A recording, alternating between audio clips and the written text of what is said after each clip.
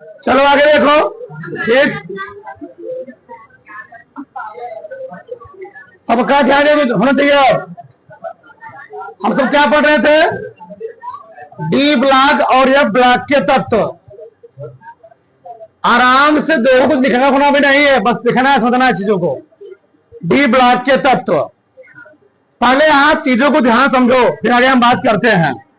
ठीक, हम लोग जानते हैं किसी कक्षक में जो इलेक्ट्रॉन भरे जाते हैं वो भरे जाते हैं बोर-बरी के नियमानुसार। एक मिनट आराम आराम कीजिए यहां। चलो, ये है नाभिक। ये क्या है?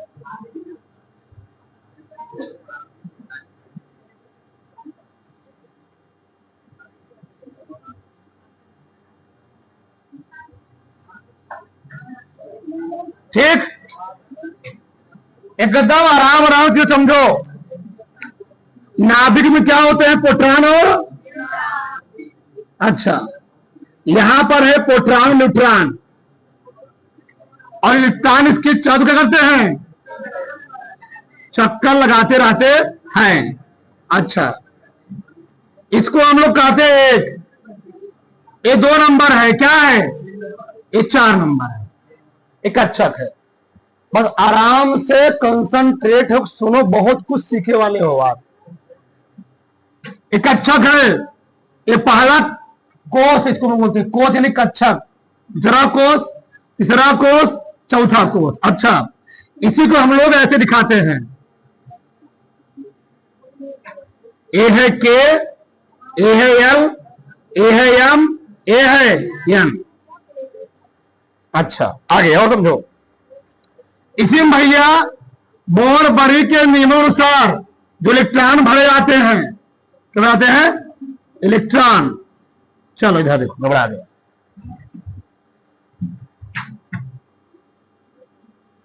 ठीक, जो बोर-बरी क्या भरते जी? हम लोग इलेक्ट्रॉन भरते हैं। तो पहले कक्षक में क्या इलेक्ट्रॉन होता है? 2 इलेक्ट्रॉन ना, अभी मैं लिख दे रहा हूं यहां पर, इलेक्ट्रॉन है, ध्यान रखना।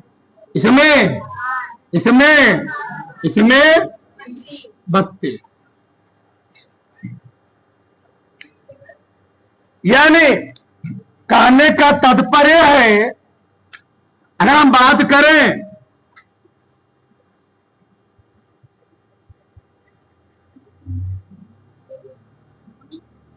चलिए यार, पहला वाला होते भैया 1s। यस में मैक्सिमम कई इलेक्ट्रॉन भर सकते हो? 2 इलेक्ट्रॉन। ये मैं बना देता हूं फिर से एक बार, कल बना फिर मैं बनाता हूं इधर। चलो, उपकोष,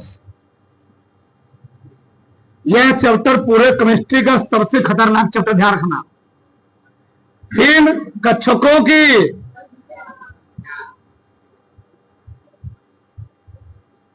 कक्षकों की संख्या, फिर इलेक्ट्रॉनों की संख्या, फिर एनर्जी लेवल, ऊर्जा स्तर, यस पी डी एफ। इसमें एक कक्षक, इसमें 3 कक्षक, इसमें 7 कक्षक। कक्षकों की संख्या दुगुने क्या बनाते हैं? इसमें 2 इलेक्ट्रॉन, इसमें 14 इलेक्ट्रॉन। इसका एनर्जी लेवल, इसका 1, इसका 3।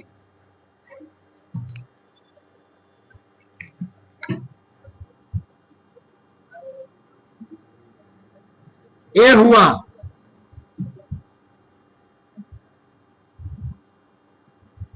ऐसे, यानी पहले कोष में, के में जो उपकोष होता है, एक कोष है, ये भी लिख देता हूं मैं, एक कोष है, इसको तो बोलते क्या? कोष। तो पहले कोष में जो इलेक्ट्रॉन होंगे 2, यानी 1s।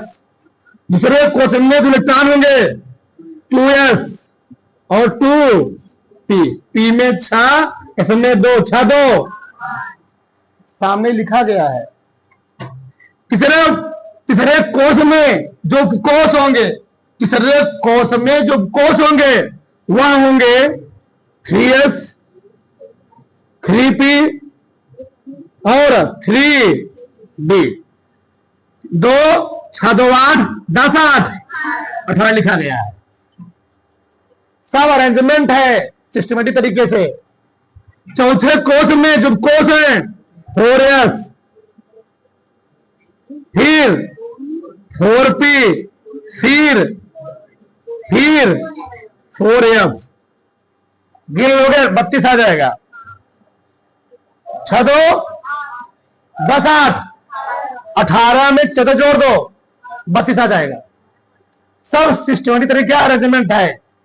तो ए हुआ कोष, ए क्या है? उपकोष। उपकोष इसको हम लोग बोलते हैं cell. Yes C double L, C double L. ये क्या होता है? सब सेल, सब सेल। ठीक, यहां तक सबको समझ आया? ठीक, अब अगर समझो, हमने बोला था क्वांटम संख्या।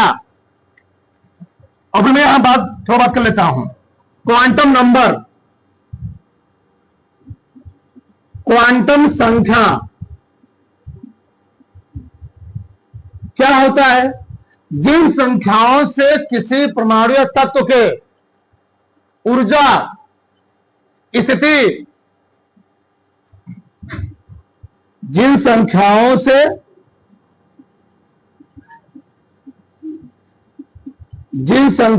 से किसी परमाणु कोष्ठक में तत्व के ऊर्जा स्थिति और क्या, ऊर्जा स्थिति का निर्धारण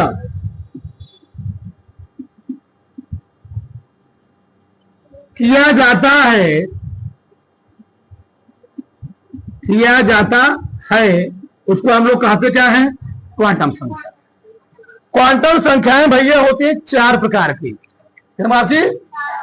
यहां मैं लिख रहा हूं पहला वाला। पहला होता है मुख्य क्वांटम संख्या। मुख्य क्वांटम संख्या, प्रिंसिपल क्वांटम नंबर बोलते हैं हम लोग। दूसरा होता है दिगंशी क्वांटम संख्या, दिगंशी क्वांटम संख्या। और तीसरा होता है चुंबकीय क्वांटम संख्या, चुंबकीय क्वांटम संख्या। और चौथा होता है चक्रण क्वांटम संख्या, चक्रण क्वांटम संख्या।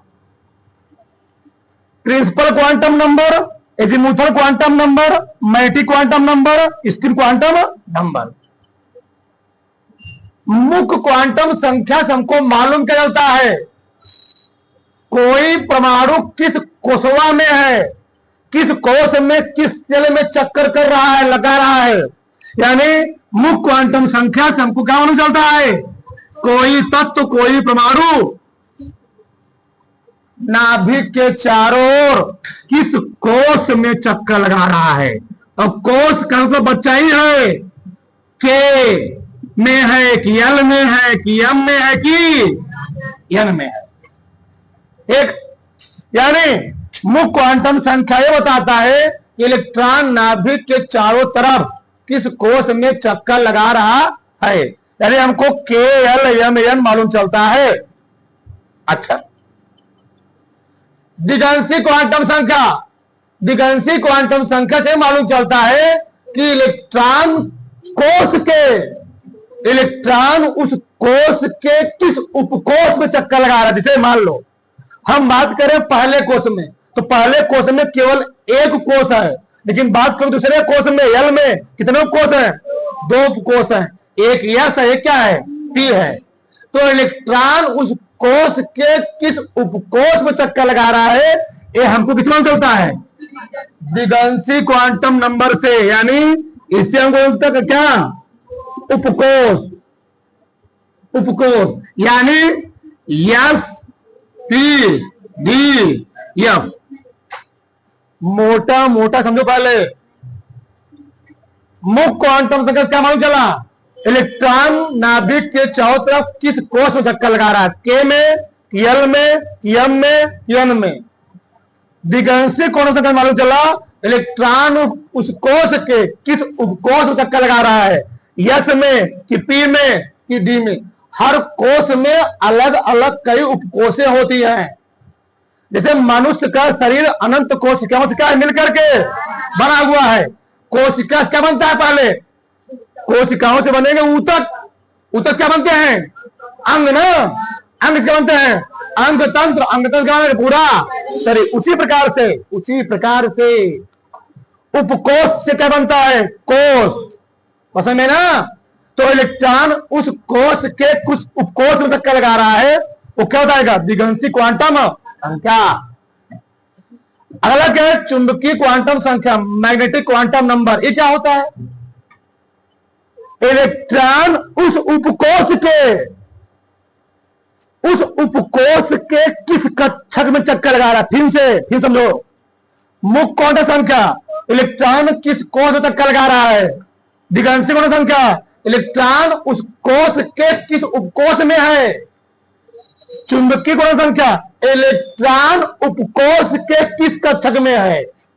समझे, इलेक्ट्रॉन उपकोष के किस कक्षक से, मान लो डी उपकोष, तो डी में कितने कक्षक होते हैं, डी में है 5 कक्षक। मान लो किसी का आ गया 3D5, तो सीधा कहां में बनाओ, चलो यहां आता हूं, यहां पर मान लो आ गया 3D5, तो बताओ डी में कई कक्षक, डी में 5 कक्षक। 3D मान लो 7 है, 7 डी में 5 कक्षक, 1 2 3 4 5। बताओ, पहला इलेक्ट्रॉन, दूसरा इलेक्ट्रॉन, तीसरा इलेक्ट्रॉन, चौथा इलेक्ट्रॉन, पांचवा इलेक्ट्रॉन, छठवां, सातवां इलेक्ट्रॉन।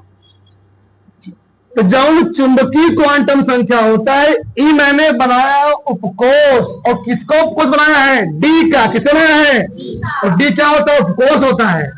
वह इलेक्ट्रॉन उपकोष के किस कक्षक में है, वह इलेक्ट्रॉन उपकोष के किस कक्षक में है, यह जो बताए उसको हम लोग क्या बोलते हैं, चुंबकीय क्वांटम संख्या।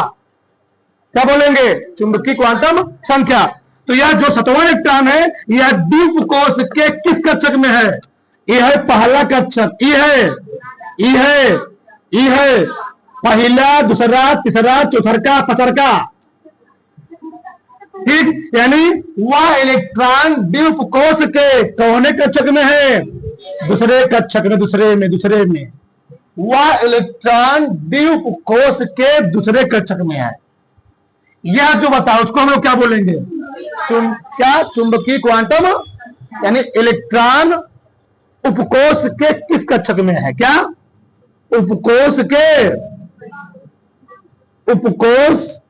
के किस कक्षक में है, यह जो बताओ उसको हम लोग क्या बोलेंगे, चुंबकीय क्वांटम संख्या। अच्छा, अगला क्या है, चक्कण क्वांटम संख्या, स्पिन क्वांटम नंबर। ये क्या होता है, चक्कण क्वांटम संख्या बताएगा वह जो इलेक्ट्रॉन उपकोष में पड़ा है, वह जो इलेक्ट्रॉन उपकोष में है तो चला गया है, उसकी वहां पर स्थिति क्या है, पोजीशन कैसी है, वह किस दिशा में चक्कर लगा रहा है, क्लॉकवाइज की। जैसे 7वां इलेक्ट्रॉन है, यानी यह इलेक्ट्रॉन डी उपकोष के दूसरे कक्षक में, या इलेक्ट्रॉन डी उपकोष के दूसरे कक्षक में एंटी क्लॉकवाइज, ई वाला होता है क्लॉकवाइज, ई क्या है, एंटी क्लॉकवाइज। तो वह इलेक्ट्रॉन डी उपकोष में एंटी क्लॉकवाइज दिशा में करता है, चक्कर लगा रहा है। यानी जो चक्कर क्वांटम संख्या होता है, यह क्या बताएगा, दिशा। क्या बताएगा जी, ये दिशा बताता है, केवल दिशा। और दिशा दो होगी केवल, एक होती है क्लॉक वाइज, दूसरा क्या होती है एंटी क्लॉक वाइज।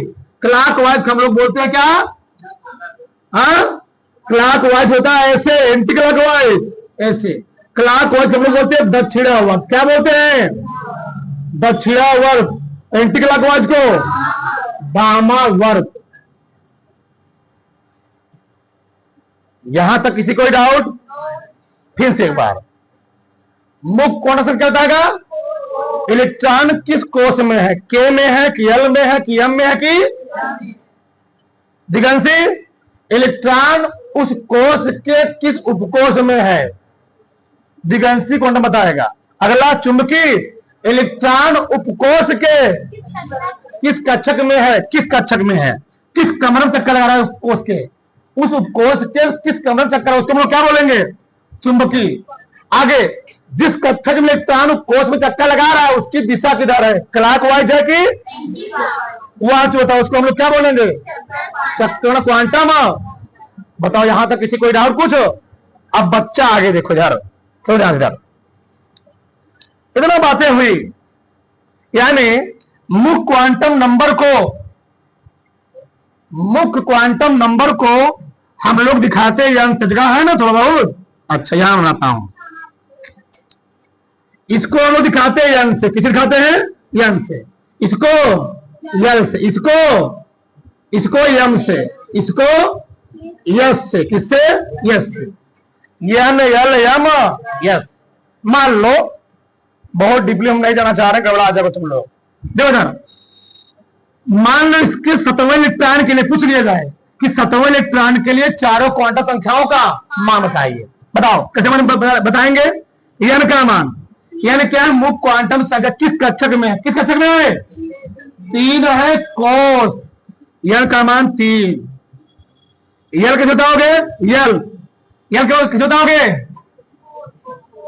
यल क्या है उसका एनर्जी लेवल, बताओ भाई। ये डीप कोष है ना, तो डीप कोष के एनर्जी लेवल कितना है 2, तो डी हो गया एनर्जी लेवल 2, यल का मान हो गया 2।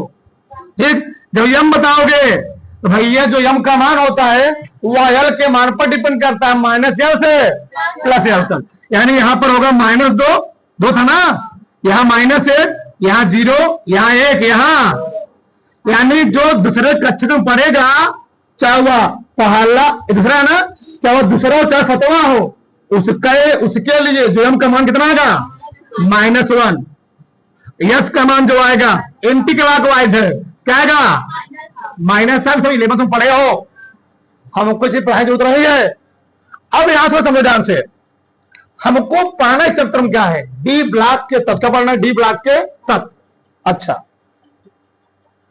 डी ब्लॉक के तत्व किसे कहते हैं, ऐसे तत्व जिनके अंतिम इलेक्ट्रॉन डी उपकोश क्या करते हैं, प्रवेश करते हैं, इंटर करते हैं, उसको हम लोग कहते क्या है डी ब्लॉक के तत्व। ऐसे तत्व जिनके अंतिम इलेक्ट्रॉन कहां प्रवेश करें, डी उपकोश में, डी कक्षक करते हैं जी, प्रवेश करते हैं, उसको हम लोग कहते क्या है डी ब्लॉक के तत्व। अच्छा आगे देखो यार, इधर देखो तो पहले हम लोग जानते हैं पूरे आवर्त सारणी में, पूरे पीरियोडिक टेबल में 118 तत्व रखे गए, कितना 118। अगर देखोगे इसमें अब मैं यहां बनाता हूं पहले,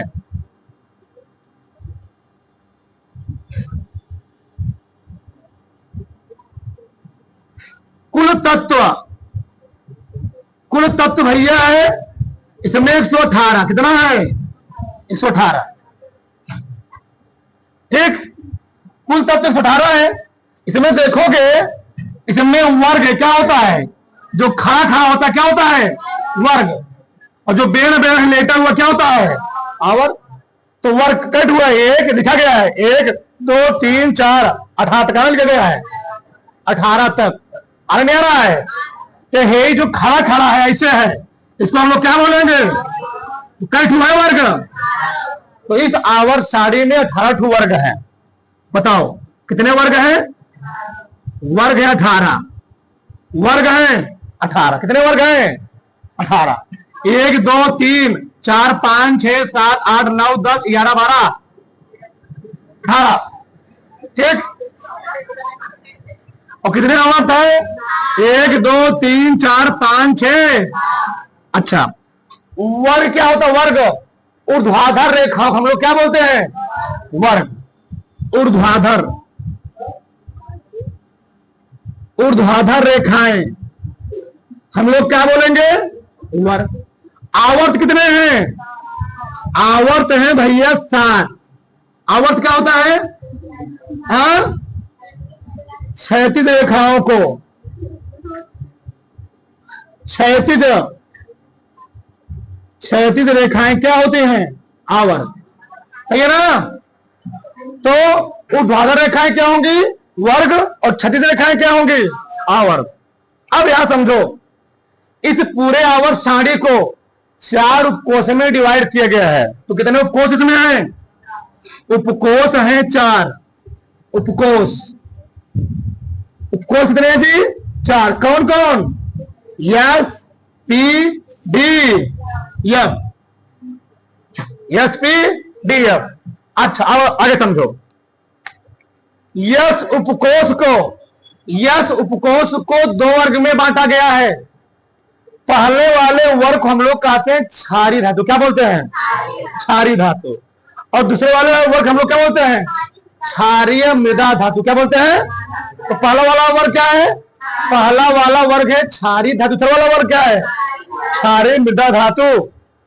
और डी वाला ब्लॉक, ये तो पूरा पढ़ना ही है, बताएंगे। ए वाला ब्लॉक ऐसा है, पी ब्लॉक, ये पूरा खिचड़ी वाला ब्लॉक। क्या है? खिचड़ी वाला।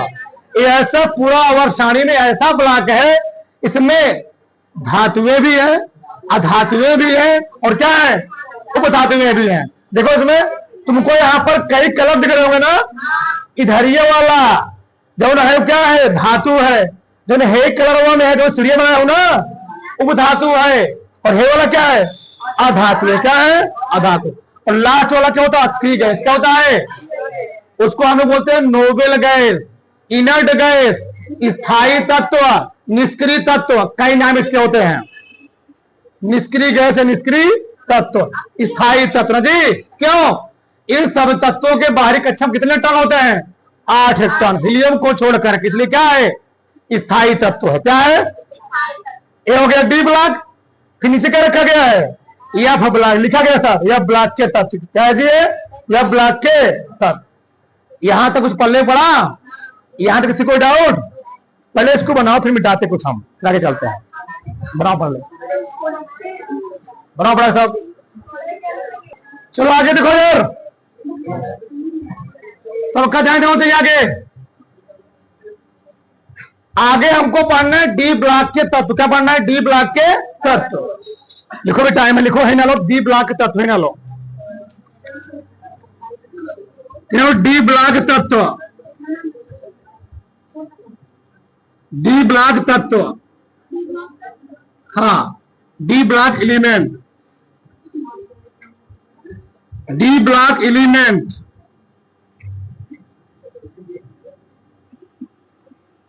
D block elements. क्या एलिमेंट? लिखो, बोले, लिखो। ऐसे तत्व जिनमें अंतिम इलेक्ट्रॉन, ऐसे तत्व जिनमें अंतिम इलेक्ट्रॉन,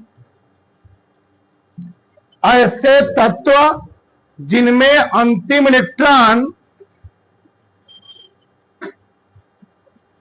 द्विउपकोष में, इस्तेमाल ध्यान में, इस्तेमाल द्विउपकोष में, द्विउपकोष में भैया, द्विउपकोष ऐसे द्विउपकोष में प्रवेश करते हैं, द्विउपकोष में प्रवेश करते हैं,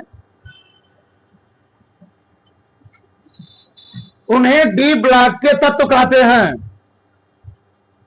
उन्हें डी ब्लॉक के तत्व कहते हैं, उन्हें डी ब्लॉक के तत्व कहते हैं। हो गया? 2 लाइन छोड़ो नीचे। डी ब्लॉक के तत्वों को संक्रमण तत्व भी कहते हैं। 2 लाइन छोड़ करके डी ब्लॉक के सब स्मार्ट लिखना ध्यान रहे, कतली नहीं। डी ब्लॉक के तत्वों को लिख रहा हूं मैं। डी ब्लॉक के तत्वों को संक्रमण तत्व लिखा हूं मैं, transition element G. D block के तत्वों को संक्रमण तत्व भी कहते हैं, भी कहते हैं। आगे लिखो, क्योंकि, आगे सब जानोगे, क्योंकि ए परिवर्ती, क्योंकि ए परिवर्ती, क्योंकि ये परिवर्ती संयोजकता, आगे लिखो सीखे, क्योंकि ये परिवर्ती संयोजकता प्रदर्शित करते हैं, क्योंकि ये परिवर्ती संयोजकता प्रदर्शित करते हैं, क्योंकि ये परिवर्ती संयोजकता प्रदर्शित करते हैं। देख लिए, फिर 2 लाइन छोड़ो, नीचे लिखो, डी ब्लॉक के तत्वों को सेतु तत्व लिख रहा हूं मैं, डी ब्लॉक के तत्वों को सेतु तत्व, डी ब्लॉक के तत्वों को सेतु तत्व भी कहते हैं, भी कहते हैं, सेतु तत्व भी कहते हैं। क्योंकि, क्योंकि, क्योंकि लिख लिए, क्योंकि ए तत्व, क्योंकि ए तत्व यस ब्लॉक लिख रहा हूं मैं, क्योंकि ए तत्व यस ब्लॉक और पी ब्लॉक, क्योंकि ए तत्व यस ब्लॉक और पी ब्लॉक, पी ब्लॉक तत्वों के मध्य, तत्वों के मध्य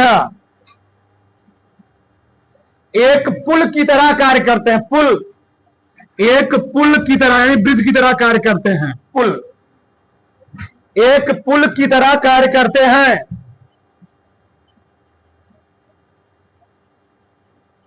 एक पुल की तरह कार्य करते हैं। तो कई नाम हो गए इसके, डी ब्लॉक हो गया, संक्रमण तत्व हो गया, और क्या हो गया, सेतु तत्व हो गया। अच्छा, अब यहां ध्यान समझिएगा, दो आंसर इधर देखो, डी ब्लॉक के तत्वों का अपना कुछ प्रॉपर्टी होता है। पहला प्रॉपर्टी क्या है, डी ब्लॉक में जितने भी तत्व रखे गए हैं सभी तत्व क्या होते हैं, धातुएं होती, क्या है, सभी धातुएं। ध्यान रखना, डी ब्लॉक में जितने भी एलिमेंट है सभी तत्व हम लोग कहते क्या है, धातुएं। क्या बोलते हैं, धातुएं, चाहे कोई भी हो। अगला मैं क्या लिखा, ए तत्व रंगीन यौगिक का निर्माण करते हैं। अब रंगीन कब बनता है, रंगहीन कब होता है, आगे सब जानोगे, चीज जानोगे, ठीक। ध्यान रखो, डी ब्लॉक के अधिकांश तत्व रंगीन यौगिक का निर्माण करते हैं, रंगीन यौगिक, ठीक, यानी रंग देते हैं हमें कुछ ना कुछ। अगला क्या है, ए तत्व अनुचुंबकीय प्रकृति के होते हैं। अगर हम बात करें पदार्थ की, पदार्थ के 3 प्रकार होते हैं। एक होता है चुंबकीय गुण के आधार पर, चुंबकीय गुण के आधार पर पदार्थों को हम लोग 3 कैटेगरी में बांटते हैं। पहला क्या होता है, पहला होता है अनुचुंबकीय, दूसरा होता है प्रतिचुंबकीय, तीसरा क्या होता है, लौह चुंबकीय। अनुचुंबकीय क्या होता है, ऐसे पदार्थ जिन्हें चुंबक के समीप ले जाने पर बहुत जरा सा, बहुत थोड़ा सा क्या होते हैं, आकर्षित होते हैं, उसको हम लोग कहते क्या है, अनुचुंबकीय पदार्थ।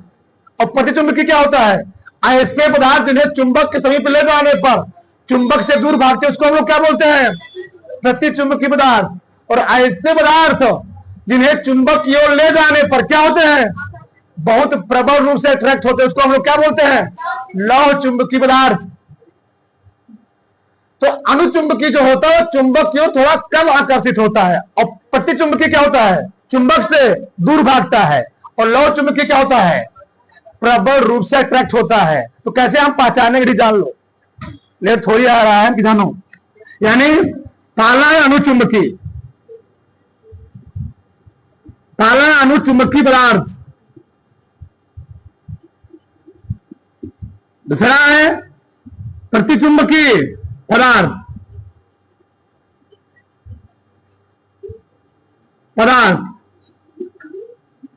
और तीसरा है लौह चुंबकीय पदार्थ।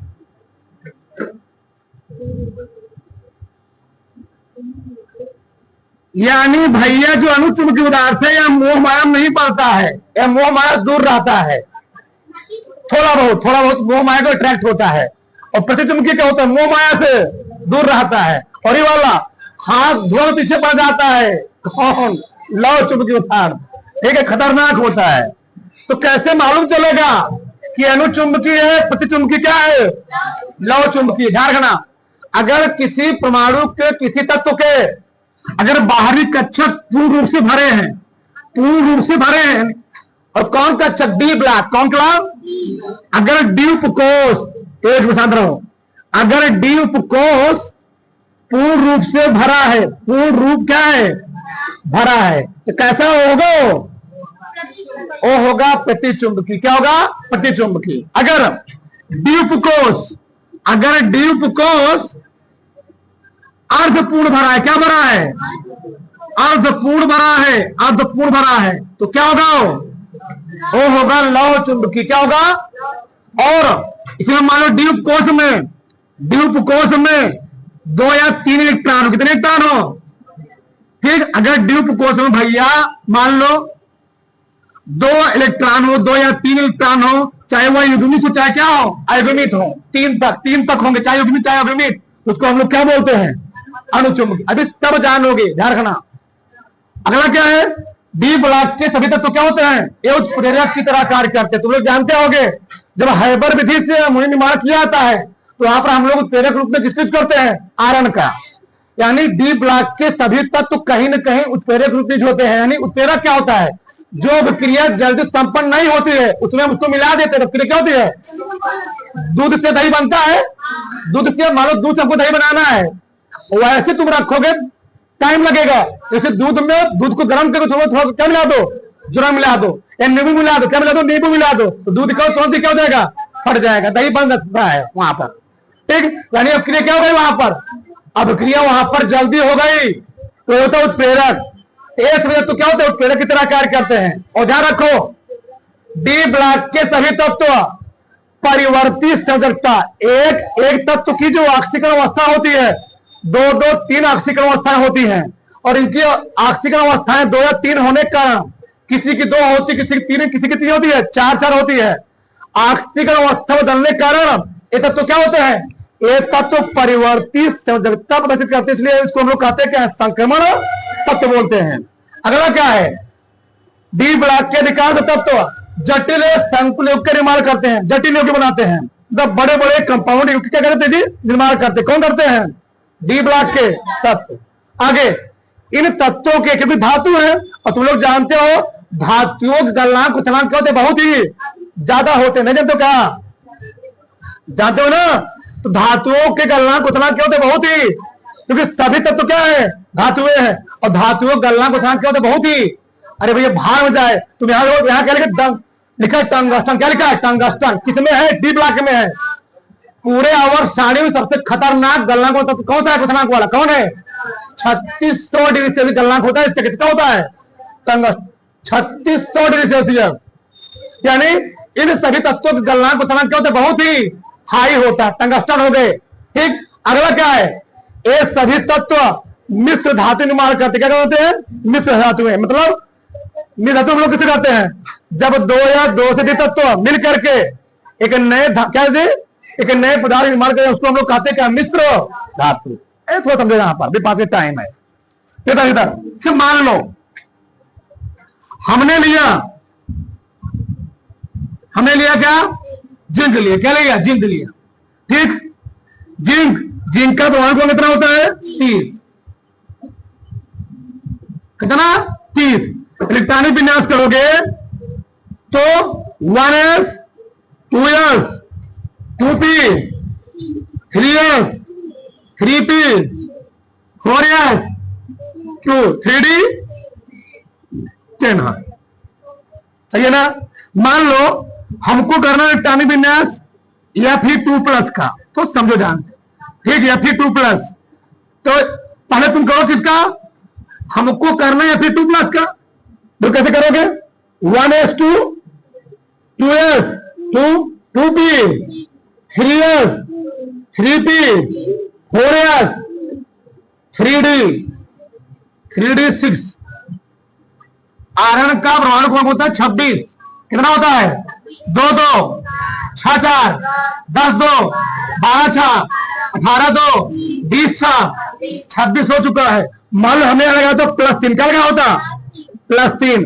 अभी ये इलेक्ट्रॉनिक विन्यास हुआ आयरन का ये हम करना किसका है Fe3+ का Fe3+ का। तो जो इलेक्ट्रॉन निकलेंगे 2 इलेक्ट्रॉन किसमें निकालोगे इसमें से हमको निकाल। अगर किसी परमाणु पर पॉजिटिव चार्ज आता है मतलब उस तत्व से उतने इलेक्ट्रॉन क्या होगा निकल गए हैं। अगर सोडियम पर +1 है मतलब सोडियम के बाहरी कक्षक से इलेक्ट्रॉन क्या हुआ है निकल गया है। यानी तो इससे कितने इलेक्ट्रॉन निकलेंगे 3 इलेक्ट्रॉन। तो 2 इलेक्ट्रॉन यहाँ अंतिम इलेक्ट्रॉन इसमें एंटर किया है तो 2 इलेक्ट्रॉन यहां से निकलोगे इलेक्ट्रॉन। तो यहां पर हो गया 0 यहां हो गया 5 हो गया। अच्छा ये कहा है अगर ऐसे बनाओ तो कैसे हमें लिखा होता निकिल 2+ हो समझो बेटा है 5 में 1s2 2s2 2p 6 3s 3p 6 4s2 3d 9 होता है ना। अपवाद होता है वाला ना निकिल कापर जिन्हें अपवाद सही है 28 होता है ना 2 2 6 4 10 2 12 6 18 2 20 8 कितना इलेक्ट्रॉन निकालोगे 2 इलेक्ट्रॉन निकाल दोगे यहां से 0 हो गया। अब देखो इससे फायदा क्या हुआ थोड़ा सुनो ध्यान से आ रहा है ना थोड़ा इससे बता रहा हूं। जब इसके लिए तुम बनाओ कक्षक इसके लिए उसके लिए सुनो ध्यान से इसके लिए बनाओगे क्या कक्षक रहेंगे 5 कक्षक इसके लिए 5 कक्षक इसके लिए 5 कक्षक 1 2 3 5 हो गया 1 2 3 1 2 3 कई टर्म भरोगे 1 2 3 4 5 6 7 8 9 कई टर्म भरोगे 1 2 3 4 5 इसे कैटू 1 2 3 4 5 6 7 8। अगर सभी इलेक्ट्रॉन सभी कक्षक पूर्ण रूप से भरे हैं तो कैसा होगा वो प्रतिचुंबकी। ई वाला क्या है ई हो गया प्रतिचुंबकी। पूछेगा तुमसे ये है प्रतिचुंबकी पदार्थ। अगर सभी कक्षक अर्धपूर्ण भरे हैं बहुत खतरनाक होगा ध्यान रखना बहुत तेज से क्या करेगा लोहे की ओर अट्रैक्ट होगा ना जी ठीक। तो क्या होगा इसको हम लोग क्या बोलेंगे ये है लौह चुंबकी। ये क्या है ये है लौह चुंबकी। और हमने क्या बोला 2 या 3 क्या बचेंगे चाहे अयुग्मित चाहे युग्मित तो क्या होगा वो होगा अनुचुंबकी। लो मैं तीनों दिखा दी तुमको मैं तुमको तीनों दिखा दिया अनुचुंबकी। और एक मिनट सुनो पहले चलो पहले लेट हो रहा जाने में ठीक उठा लो।